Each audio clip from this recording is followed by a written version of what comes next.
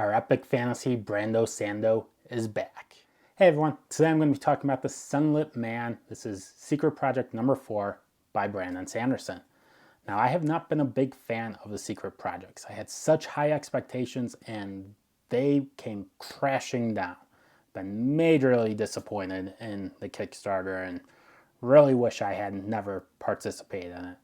But can't go back, can only go forward. So when this came out, obviously I picked it up right away. I wanted to get to it before I heard too much about it. And this one restored my faith in Brandon Sanderson.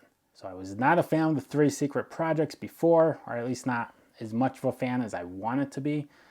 And even the Lost Metal didn't really work that well for me. The last 5-star rating I gave to Sanderson was Rhythm of War, and even that was a bit of a letdown compared to the first 3 Stormlight Archive books. But since then, he hasn't gotten a 5-star rating from me. So I was getting kind of nervous about what's to come, specifically with Stormlight 5.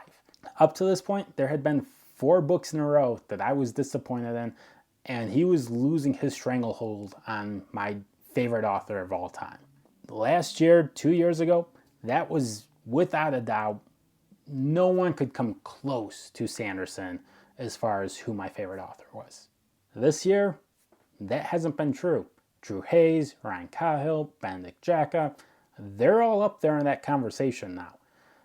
And Sanderson needed to step his game up in order to stay in the conversation.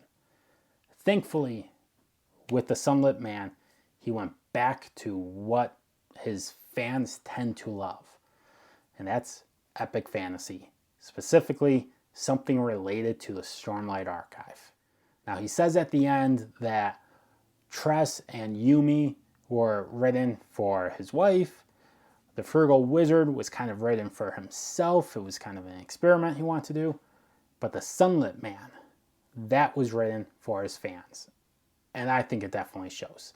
This resembles and looks like what we've come to love from Sanderson in all of his Cosmere novels.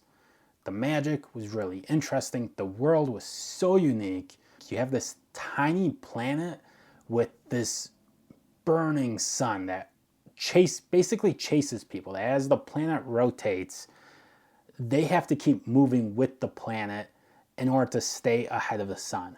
Anything that goes in the sun absolutely gets burned down to ashes, basically boils. You're not surviving any time in the sun, not even a second. So these people live their lives constantly running.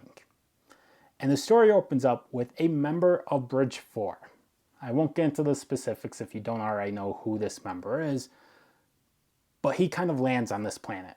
He's being chased and is able to world hop and ends up on this world and doesn't know anything about it. He doesn't speak the language. He doesn't know the magic system. He's not aware that he has to stay out of the sun. So he's figuring all this out while running from the sun with these people.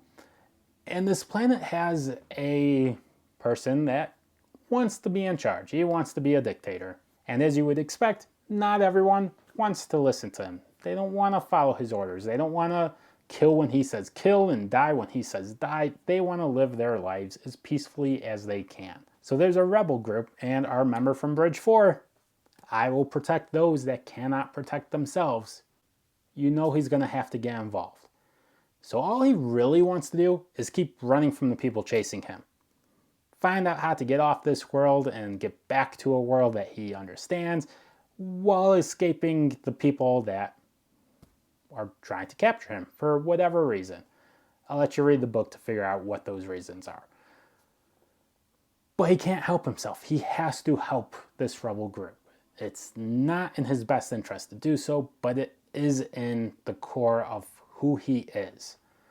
So he helps them, or tries to help them, while trying to save his own life. And it was just such an enjoyable read. There isn't really a Sanderlanche in this book because it's so short.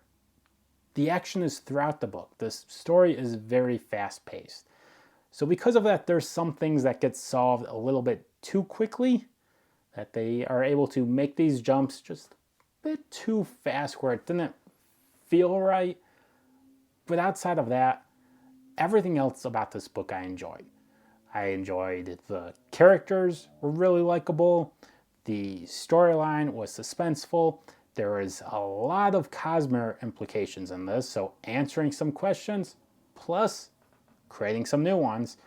And you get to see a member of Bridge 4 in the space age of the Cosmere. So it opens up that question, how does he go from where we know he's at in Rhythm of War to the space age, being chased and hopping worlds?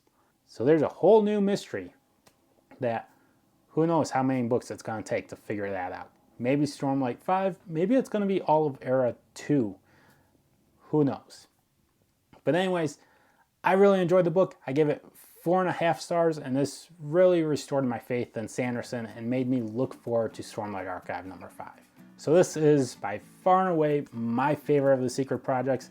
Let me know in the comments if you've read it, what you thought of it, and where you would rank it amongst the other Secret Projects. And until next time, bye.